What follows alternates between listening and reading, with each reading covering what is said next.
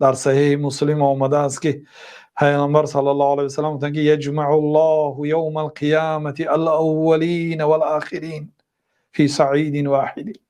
الله تعالی روز قیامت اولین و آخرین را در یک بلندی جمع میکند، از حضرت آدم علیه السلام شروع تا آن آدمی که پیش از قیامت به دنیا آمد و قیامت قائم شد. همه انسانیت و جنها را در یک بلندی راست میماند. الان در دنیا 8 میلیارد آدم زندگی دارد.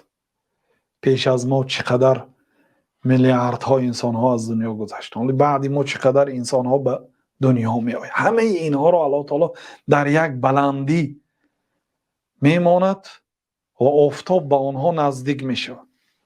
ببینید آفتاب اگر کمتر تابستان گرم شود، انسان برداشت مشقت گرمی آفتاب ندارد. آفتاب از ما 150 میلیون کیلومتر دور است.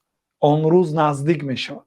فیبلغ الناس من الغم والکرب ما لا یطیقون و ما لا یحتملون. پیامبر صلی الله علیه و سلم میگه بر سر مردم یک غم، یک مشقت می آید که طاقت آن را برداشت طاقت آن ندارند و آن وزنین را برداشت کرده نمیتوانند. بسیار مشقتی وزنین ما را در پیش انتظار است. بنابراین فالانسان فی بلاء و شدت حتی یضع قدمه فی الجنه. انسان در بلا، در مشقت است تا مادامی که اولین قدم خود را به بهشت نگذارد. ابراهیم تیمی رحمت الله علیه گفتند که ینبغی لمن لم یحزن ان یخاف ان یکون من اهل النار.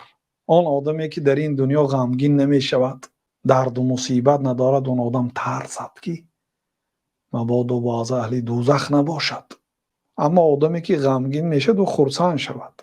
آدمی که غمگین نمیشد در این دنیا و ترسد که مبادا از اهل دوزخ نباشد. چون که اهل جنت گفتند که در سوره فاطر الله تعالی نقل میکند سخن آنها را و قال الحمد لله الذي اذهب عنا الحزن. اهل جنت وقتی که به جنت میدرآیند میگن که الحمدلله که غمگینی را از ما دور کرد. اما این گپ را اهل دوزخ نمیگویند.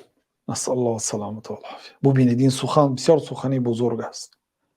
هر کسی که در دنیا غمگین نمیشود باید ترسد که با اهل دوزخ نباشد. چون که اهل جنت وقتی که به جنت میدرآیند میگن که الحمدلله که از غمگینی ها صاف شدیم.